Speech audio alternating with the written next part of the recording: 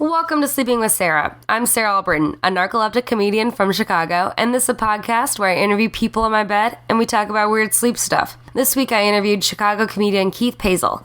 Keith is a producer of Stand Up at the Crocodile Bar this Thursday at 8 p.m. and every Thursday. For more information, go to standup.net. He also has a podcast called Journey into Nerdery about comics and other distractions from women. You can find that on iTunes. You can also follow him on Twitter and Instagram at Keith Paesel. That's KeithPaesel. Sleeping with Sarah is brought to you by Audible.com. Go to audibletrial.com/sleepingwithsarah to get a free audiobook of your choice. This week I'd like to recommend Outliers by Malcolm Gladwell. Again, that's audibletrial.com/sleepingwithsarah. If you like this podcast, please subscribe and review on iTunes. For my 23rd episode, Keith and I talked about night terrors, insomnia, narcolepsy, and ghosts. Well, let's get started with the show.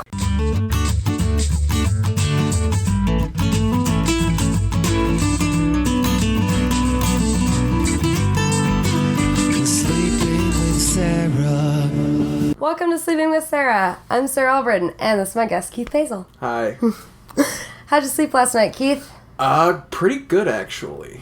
Yeah? Yeah, surprisingly. It's been hot in my apartment, and I don't have windows in my room, so it's been terrible to sleep in there. So I've just been sleeping with basically naked with a fan and no blankets, so it's been rough. But I slept pretty good, actually. It wasn't as Considering hot. You were naked, no blankets, just hot. It's terrible because I don't have windows, so even when I have a fan, it just blows hot air around. Oh man! So it's not even worth having any clothes on. Yeah, it's kind of like this room. This room, well, I kind of have a window, but the window goes out to like 2 feet of outside, and then another, and then like a wall. Yeah. So it's not really a window. That's how it would be in our apartment because we're facing.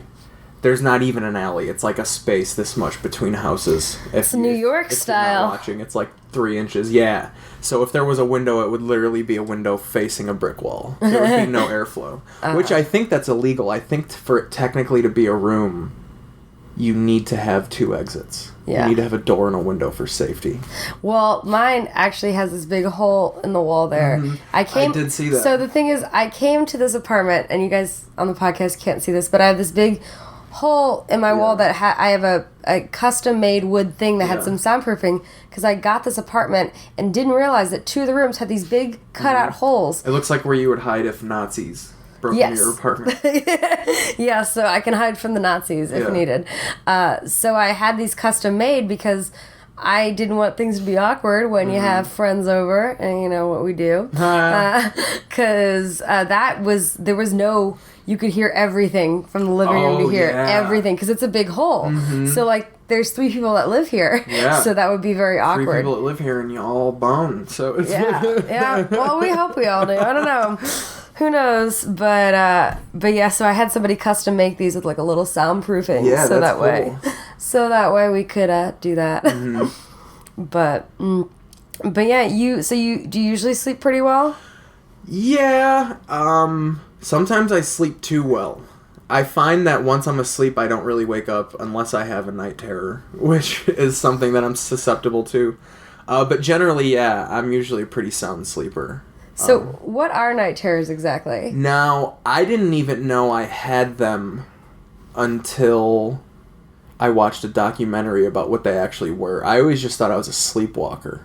Oh. But it's not, because it's basically like just a fit of terror manifest, but you don't think you're sleeping. Like, you know when you have a bad dream, you wake up and you're just like, man, what a fucked up dream. Yeah. Like, this is real. Mm-hmm. Like, I'm dying. So you feel, do you like hallucinate? Or? Yes. Okay.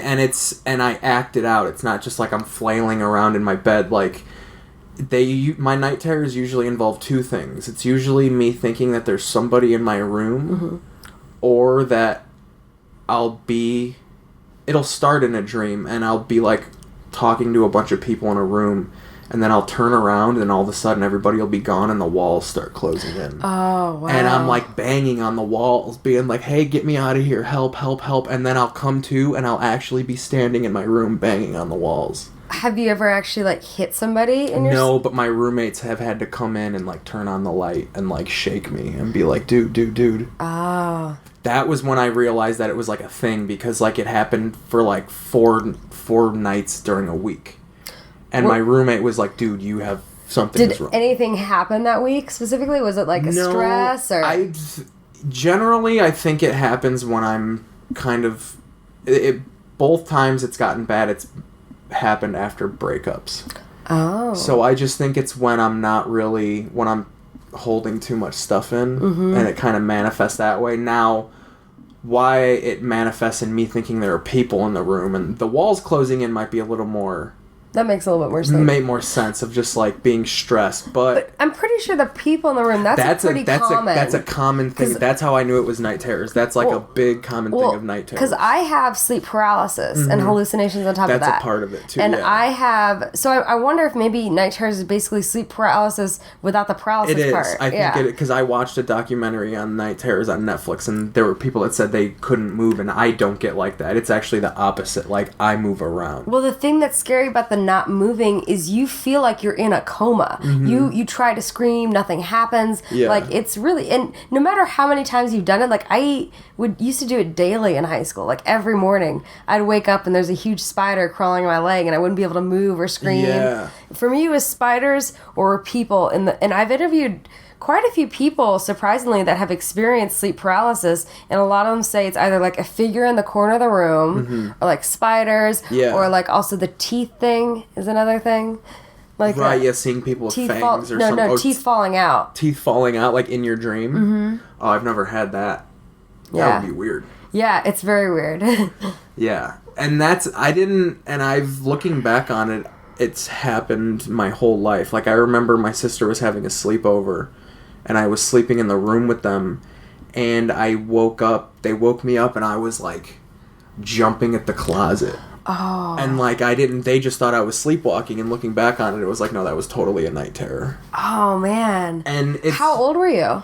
I would say, like, 12. Okay. 13. Wow. I don't think I had them too much as a little kid. A lot of those things, like, doesn't, like, even narcolepsy, the onset wasn't until, like, 12, 13, early teens.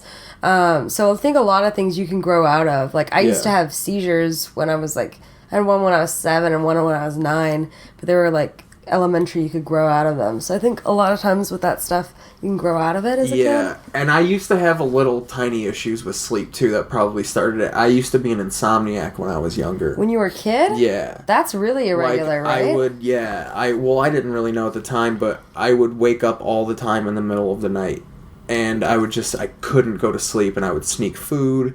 And then I remember Did you just play video games? Did you finally beat that Zelda game? At my mom's, because my parents were divorced, so I grew up in 2 houses.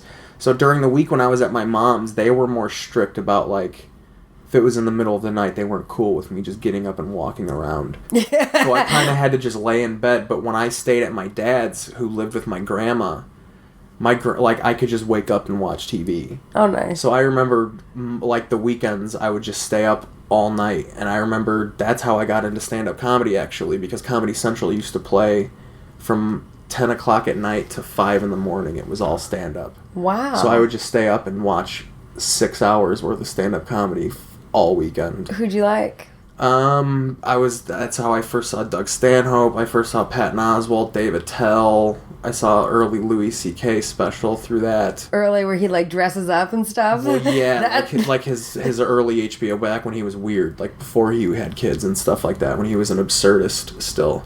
And I remember quite often my grandma coming in the room and just being like, go to bed, Keith, but she would never really enforce it beyond that. So I would just be like, okay, and then I'd just stay up.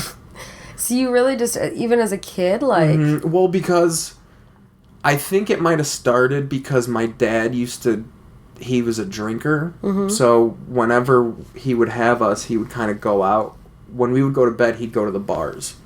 Oh. And he'd come home at like 2, 3 in the morning, and he'd wake us up, and like he would just sit and talk to us. And was he drunk when he would? Oh yeah, and sometimes it would not be fun. Like he would just be annoying us, and then we would get mad at him for waking us up. Mm-hmm. And because we got mad at him, he would start just being like, "Oh fuck you, you go live with your new." Like he would get insane. Oh. So wow. I think a part of me kind of realized that like the middle of the night isn't too good. Like it's not. I think early on I had in my head of just like I don't want to sleep. Like I got to stay up. And then I was really sensitive to a lot of stuff. Like, I don't like snoring. Mm-hmm. I can't sleep with snoring. Like, if someone's snoring and I'm not asleep yet, I won't fall asleep. Ever? It's... Wow. Did you put that on your dating profile? I don't know. Date snorers. I don't know, but I haven't really encountered too many hard snorers as far as girls. I don't think I'm a hard snorer, but I kind of feel out people. I'm like, hey, are you a heavy sleeper? You know, just like, because I do talk in my sleep. And I do too. And I don't say anything coherent. Like, I speak gibberish. I speak a lot of gibberish. Sometimes I'll say coherent things, but... like, and then sometimes I'll speak gibberish. And sometimes I'll speak gibberish that sounds like a different language. Like, one time I was like, yeah, I know Chinese. And then I made noises that sounded like Chinese, but they clearly weren't. I'll quite often wake up to myself talking.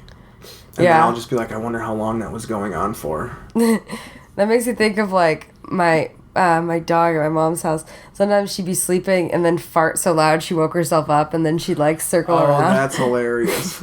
She used to fart all the time and just not know what was going on, so she'd just like turn around and look at her butt and like circle around her butt. Like, where's that noise coming from? Yeah, that'd be funny if humans did that.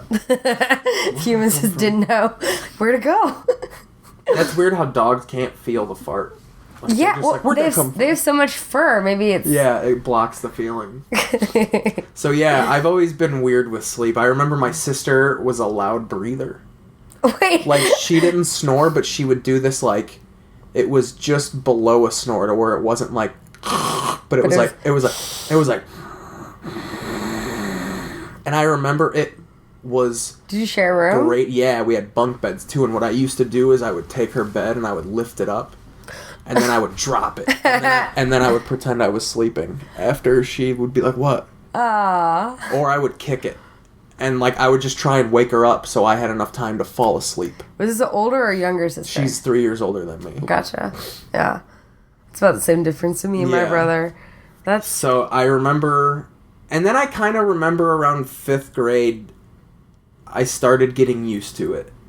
But then we got different rooms and I didn't have to worry about it after that. But and then also my dad and aunt were heavy drinkers, and drinking makes you snore louder. I have noticed that. I snore louder. Weirder sleep stuff happens when I drink, typically. Yeah. So. And I also think I'm a kind of a, my senses are a little as far as hearing goes, because I remember I used to, when I slept at my grandma's, I used to sleep on their couch a lot in the living room. And I remember whenever I would put my ear on the pillow, I could hear my dad snoring through the floor.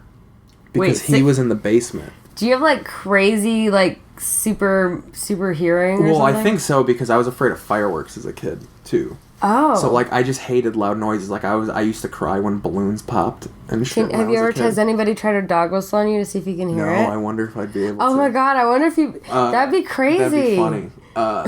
So I remember specifically me, like, laying like this, and I'd be trying to go to sleep, and then all of a sudden I'd hear the rumble of my dad snoring, and I would just be like, fuck. And it wouldn't... I couldn't go to sleep, and then my aunt would come to my grandma sometimes, like, piss-ass drunk, and she snores epically loud. Like, it's crazy. It's like thunderous snores. Oh, man. So it just... I had rough sleep schedules early on. Wow, then that changes things. And I think that's when I tended to, that was before I smoked pot, and I started smoking pot when I was 12. That's kind of young, Keith. I remember from then on, I would get really high before I went to sleep. So wait, when you were 12, you were, like, buying it regularly? No, I didn't start buying it until I was, like, 18. Gotcha. From, like, 12 to 18, I was basically, like, smoking with my friends. But it helped you sleep. Yeah, I really enjoyed... when I smoked pot, I fell in love. Like, that was my one thing where I was just like, I'm gonna do this forever. And then, I still, to this day, I can't go to sleep unless I have pot. Wow. I could, but it takes a while and I'll be cranky.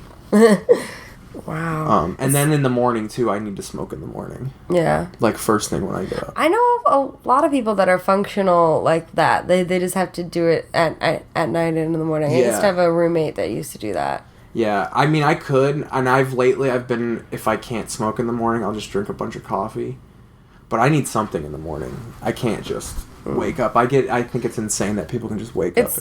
I do too. It's very hard for me to wake up. I have to take pills to wake up, basically. Oh, the narcolepsy. That's like when you're asleep, your body's just like, all right, we're at peace. Well, the thing is, I could sleep for 14 hours or 7 hours, and I still feel the same. Mm-hmm. So it's like, for me, if I don't have a reason to get up, it's really hard for me to get up. So I like to. So what chemically is behind narcolepsy? I'm sure you've explained this on the podcast, but where it's a lack of hypocretin or orexidin in the brain, and that causes that tells your brain when you've had enough. It's interesting because it tells your brain when you've had enough food, when you've had enough arousal, and when you've had enough sleep. Okay. So it tells your brain that you've had enough, and I lack that chemical a lot. And so then my brain doesn't know when I've had enough sleep or when I've even had enough food. So a lot of people... sometimes it thinks you're tired and you're not, basically. Well, not that I'm tired and I'm not. It's just it feels like I need more sleep than I do. And there's other things that are complicated about it too. It's like a lot of narcoleptics are overweight because I could be eating something and not... literally the sensor that orexidin tells my brain, hey, you've had enough to eat. Yeah, that's what will let you know you're full. Yeah, and so it doesn't... I don't have that, or I have very little of that.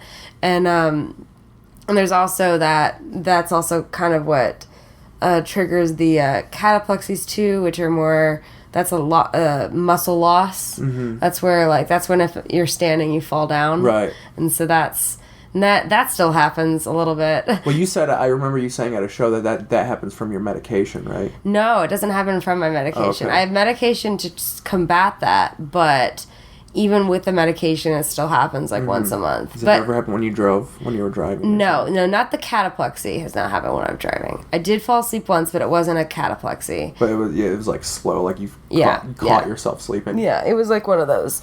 But, yeah, but that was bad. And that's why I told myself I'm not driving I won't drive more than an hour and a half by myself anymore. Because when I was in college, I got into an accident on the way home from driving from Chicago to DeKalb, and I got into an accident because I was driving by myself and really tired. I was alright. I woke up at a right time, but if I hadn't, because it was going into one of those medians, those, whatever, really hard, tall median things, and I caught myself because it was in the middle, so I was turning towards the driver's side. I caught myself. I still hit it, but if I had kept going, if I hadn't woken up, I would have died. You would have, right in there. Yeah, but I was, but it was okay. I survived, and I'm fine, and I can drive long distances as long as I have somebody in the car with me. I've driven to Louisville with a friend of mine. And you just switched? No, I've actually driven the whole time. For the first time. Yeah. Were you proud of yourself? Actually, I was so proud of myself. Yeah. That was a big accomplishment. It was in May. I drove with Pobs. We drove all the way from Chicago to Louisville, and I drove the whole way, and I was so proud of myself. It's a stupid little thing, but I was How long was the ride? It's 5.5 hours. Oh, yeah, that's a clip. Yeah, right? Anything beyond 3 is okay, this is ridiculous. Yeah. Well, for me, it's I know I've got my limits, so it's that's the only hard thing about the stand-up. It's I can go to Milwaukee and Indiana by myself, but I can't drive too much further by myself. So it's hey, who wants to come do a spot on the show with me? Yeah. Do this? No. But, yeah, no, but it's weird. So what about the night? When did the night terror start? I honestly would say that night when I was 9 or 10 was the first time I actually had a really weird, fucked up, vivid. And then it didn't happen for a while, so I would probably say when I started doing comedy. Yeah. So when I was 23, probably. And how old are you now? 29. Okay. And I didn't think it was a thing. I still kind of don't. Like, my roommate tries to get me to, like, talk about it. What? And, like, sometimes he'll come home drunk and just be like, now, why do you think you have the night? And he'll try and play therapist. And Oh, just God. be like, I don't know, man. Like, part of me is just like, just let me have night terrors. Like, Yeah. I dated a guy that had night terrors when I was in college. But the one thing that has made me kind of maybe get help is the last time I had him, I was like kicking and punching my walls and I cut my foot. Ooh. Because I have an axe in my room because we have no windows, so we have an axe in case that house is on fire. I can hack myself out of the wall. Wait. I'm sorry. That's logical, I guess, in theory, but I've never heard anyone say, like, yeah, I have an axe in my room. Like, so relax. We rotate the axe, too. Like, sometimes they'll take it. So, I live with 2 other people, and none of our rooms have windows. So we just, every now and again, we'll sleep with the axe in the room. What? So the reason is for the axe is if we're ever trapped in the room from a fire and we can't find the door, just reach under the bed and grab the axe and hack yourself out. Man, I feel like you should be on a survival show. You should be like, hey, you know what? My idea. This is how you do this. It wasn't even my idea. My old roommate, who doesn't even live with me anymore, just one day was like, we should use that axe if, like, the house is on fire because we have no windows. And I'm just like, that's a great idea. I was like, I never even... Because the axe is dull. Like, I don't even know how good of a thing it would be. Well, it still cut you. Yeah, it did. It cut my foot, like, right in the middle. Like, between the toes. So did you have to go to the doctor? No, but, like, I didn't even know I did it at the time. Are you one of those guys that never goes to the doctor?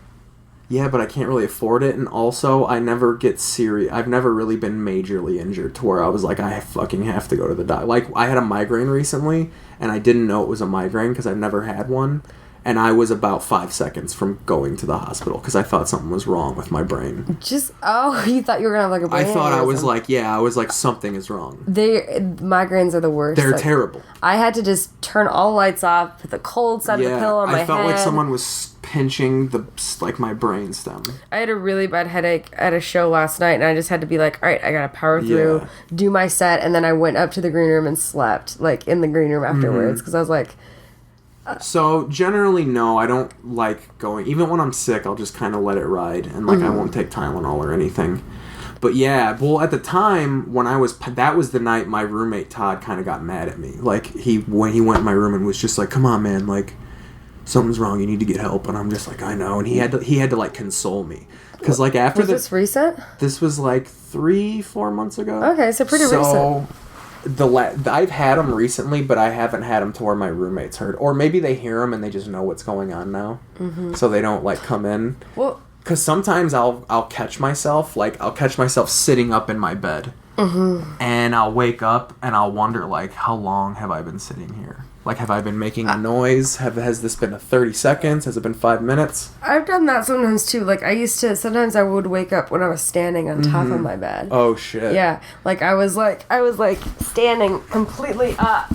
Oh, wow. And this is, like, as a kid. Like, I had higher ceilings than this. Yeah. But, like, as a kid, because I used to work... In high school, I used to work at a Qdoba doing cashier. So I had a dream where I was doing the cashier, but, like, everyone was naked or something weird. And then I was still doing and my furniture slowly started to come back into the world.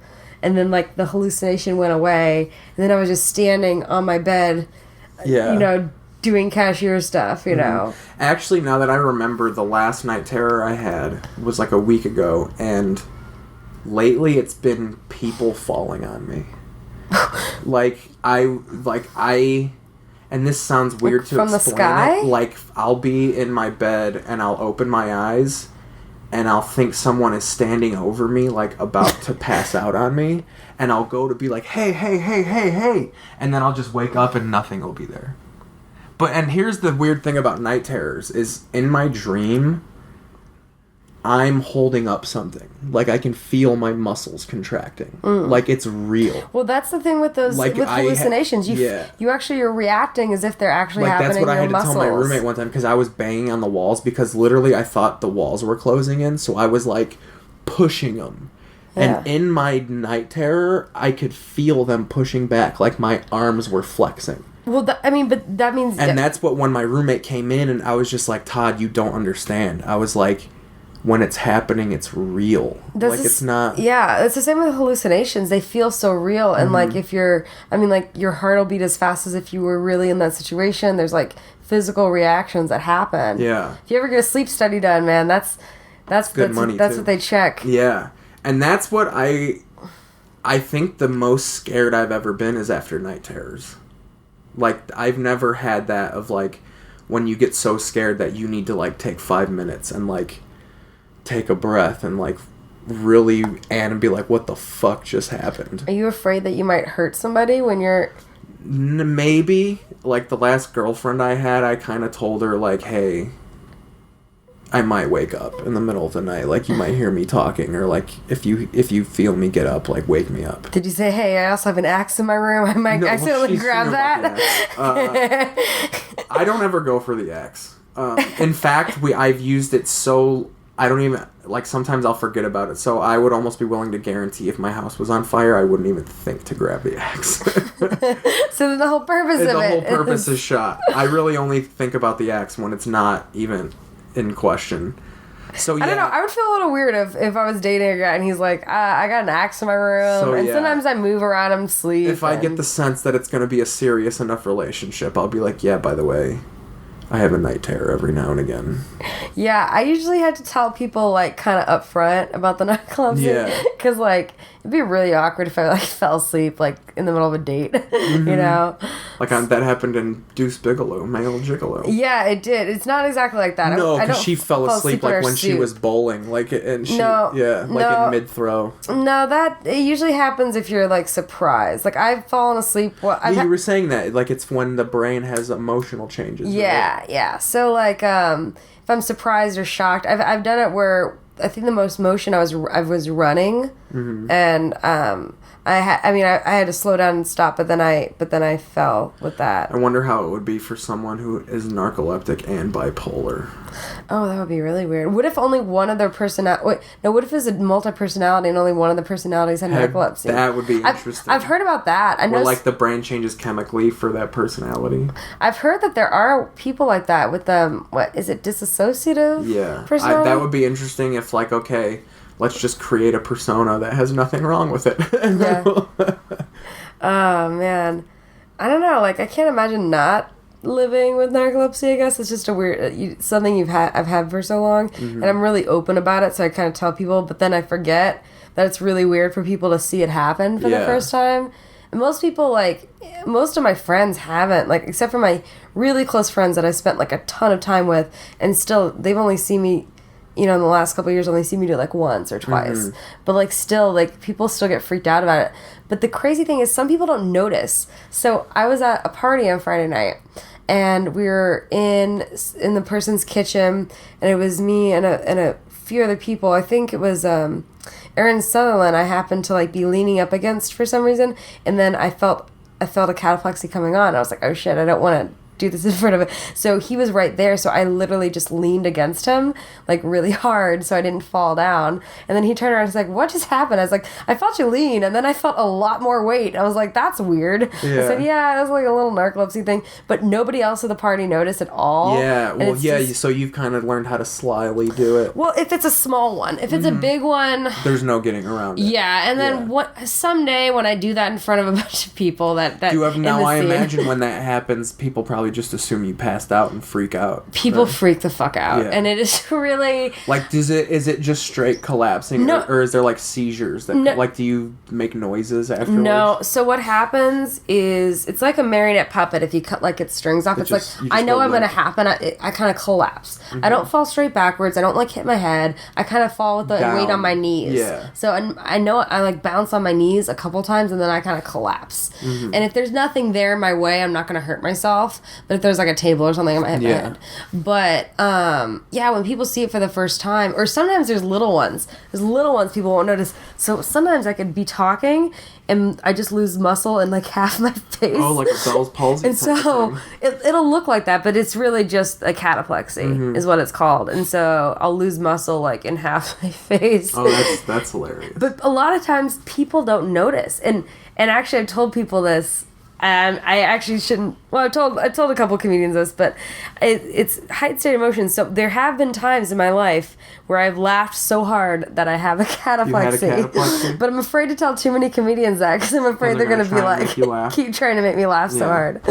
But I've never done it on stage. Mm-hmm. There's one time I was close, but I wasn't performing. I had performed, and then I was doing a podcast afterwards. Yeah. And I came kind of close to doing it, because it was like a panel, and I was talking to them, and it was laughing a lot, so I felt that was close, but I did not do that. That's great. But, I don't know, it's a weird thing, but it's just something I kind of tell people about, and I'm just like, hey, this is a thing I do, whatever. Mm-hmm. It's my baggage or whatever. Yeah.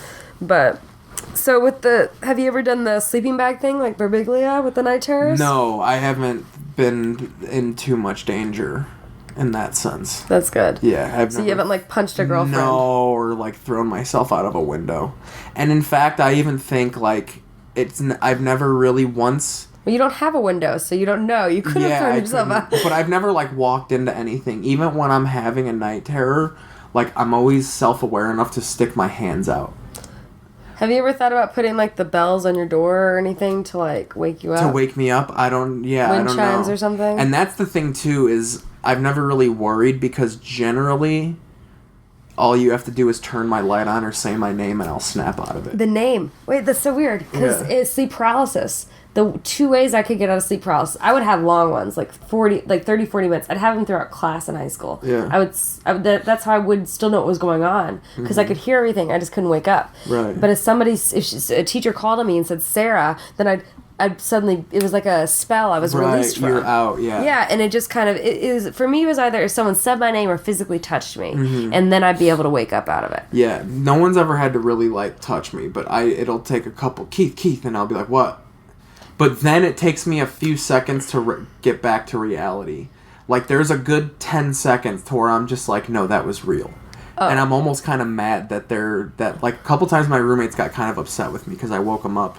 And I was just like, no, you guys don't understand. It's real. Like, the walls were falling on me. For me, still, like, even when I wake up on a daily basis, it'll take me like 5-10 minutes to get back to reality, but I don't usually talk to people about it, except if I'm dating someone, and then they're just used to it at that point. Me saying stuff that does not make sense, right? Or when I'm getting really tired, I'll just start saying things that make no sense at all, and they're just like, "Hey, Sarah, you need to go to bed because you're talking things that don't make sense." No, I want to stay.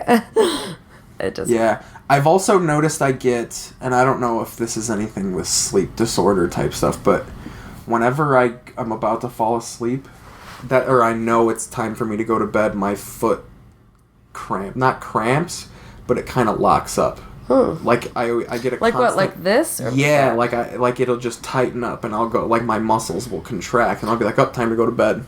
Weird. Like my leg twitches.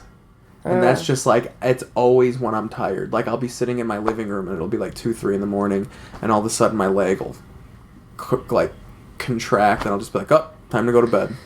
Have you ever woken up with I'll get cramps in my sleep. God, and you have to shoot up and walk in a circle in your room. Oh no, for me, I just I had to breathe through the pain. It is so bad. Sometimes I'll get vocal to where I'll get night terror level. I'll get up and just be like, and my roommates will be like, what? And I'll be like, oh, it's just a cramp, man. I'm trying. They'll be like, oh, are you trying to hit the wall again? Yeah, no, I'll be like, nope, just a cramp. Man, but yeah, so the night terrors, so they happen around breakups for you? Generally, yeah, or just if I feel like it's just when I'm repressing shit. If I'm not talking about, because generally the way I get through stuff is I talk about it on stage. Yeah. So I feel like that when I'm not being honest with myself is when the night terrors start. It's kind of like my brain being like, stop keeping these thoughts in here. Yeah, say them on stage, share them out loud. So when you're not. So it's, that's interesting. So it's when you're not holding it in. Yeah. Yeah. Like whenever I'm good with being open and talking. So maybe in that sense, therapy probably would help, but yeah, it's just never gotten to a point to where it's a concern. I think a lot of guys are like that though. A lot of guys are like, I'll go to the doctor whenever I need to. If I've never hurt anybody, I've never hurt myself. You've sliced your foot open. I didn't know that was. I didn't know that till the next day though, because I remember kicking something, and just being like, oh, that hurt. And then, like, I woke up in the morning, and, like, you know when you feel, like, it felt like my sock was wet. And, like, I wiggled my toes, gosh. and I knew immediately. I was just like, oh, I'm bleeding. Oh, gosh. And then I just it wasn't even bad, but it was like a little cut, and I was just like, when did that happen? And then I saw the axe, and I was just like, did I kick the axe? Well, I get bruises all the fucking time, and I don't know, like, some people are like, hey, where'd you, like, the other night, someone was like, hey, are you okay? Because it looks like here's a bruise, it looks like it could be a thumb, like somebody grabbing you. I was like, no, nothing like that.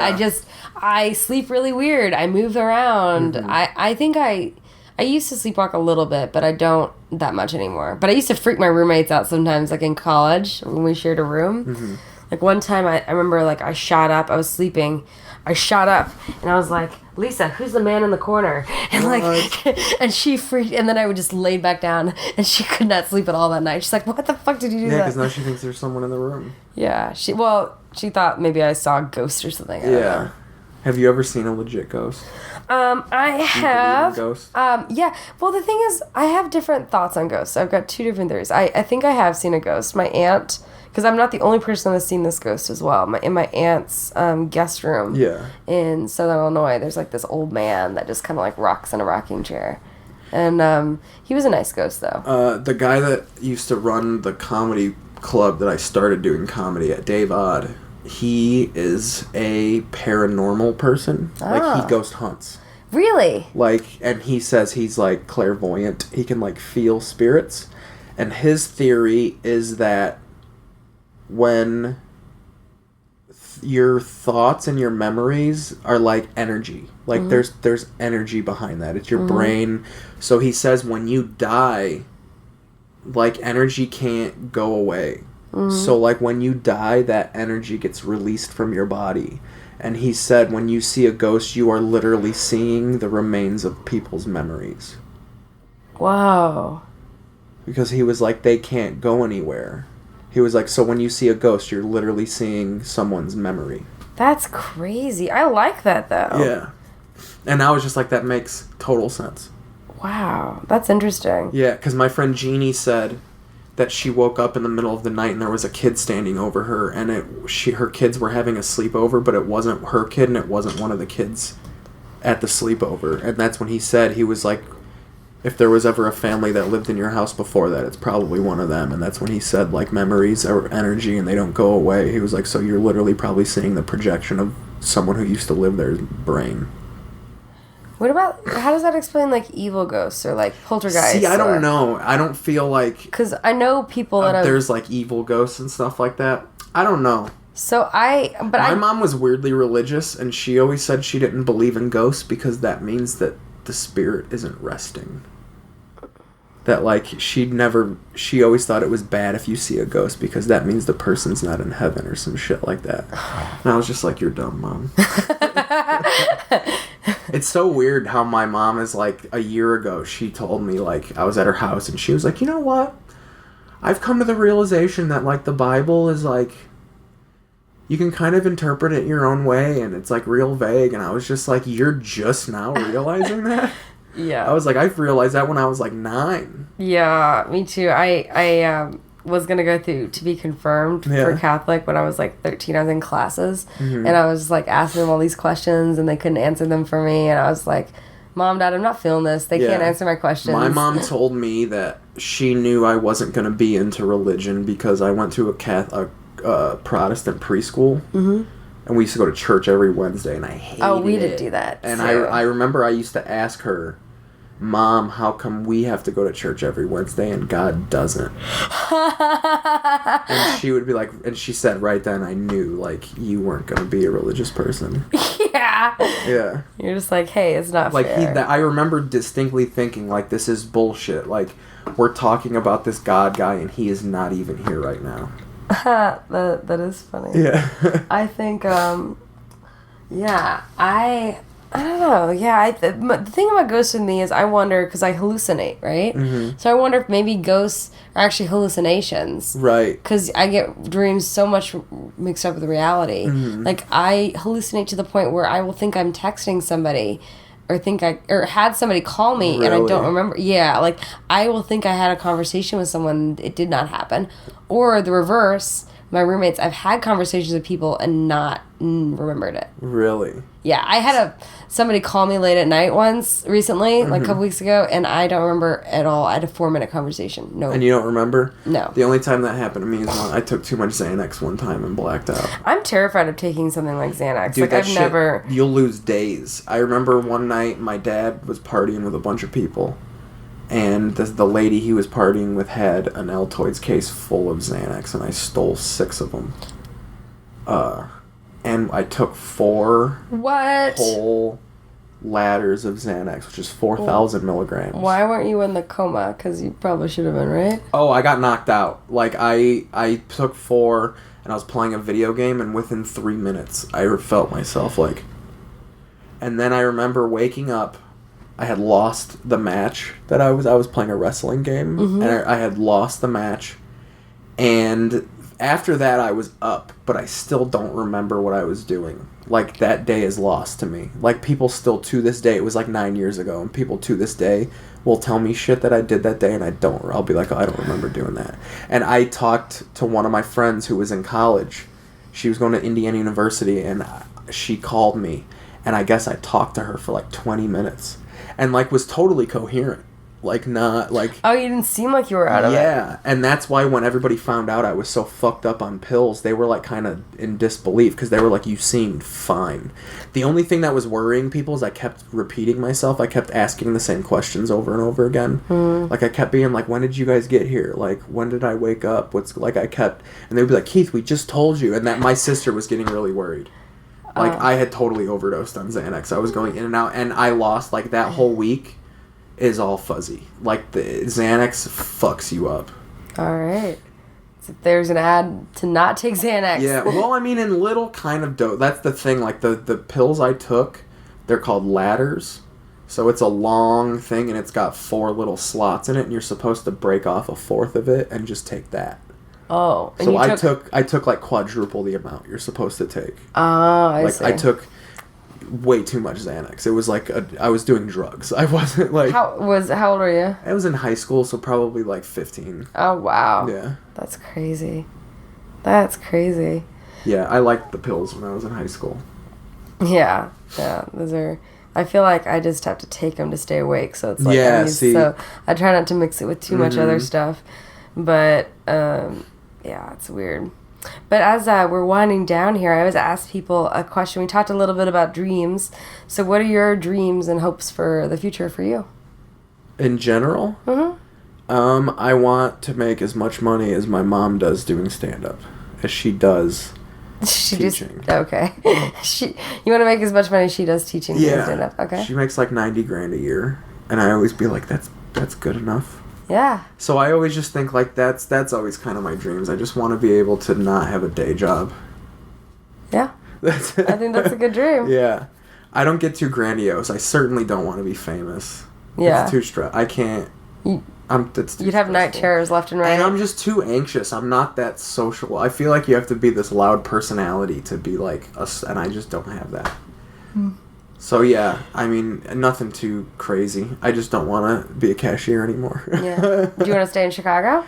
I would love to. I still think we're about 5 to 6 years away from the possibility of that. Yeah. Technology doesn't... People aren't aware of... People are still... Being successful outside of Chicago is still too reliant on being a part of a movie. Movie industry. Yeah, or like a writing job, and those just don't exist in Chicago. Yeah. So, but I think once streaming gets more of the way people get deals, like YouTube and Hulu and stuff, then people won't give a shit where you live.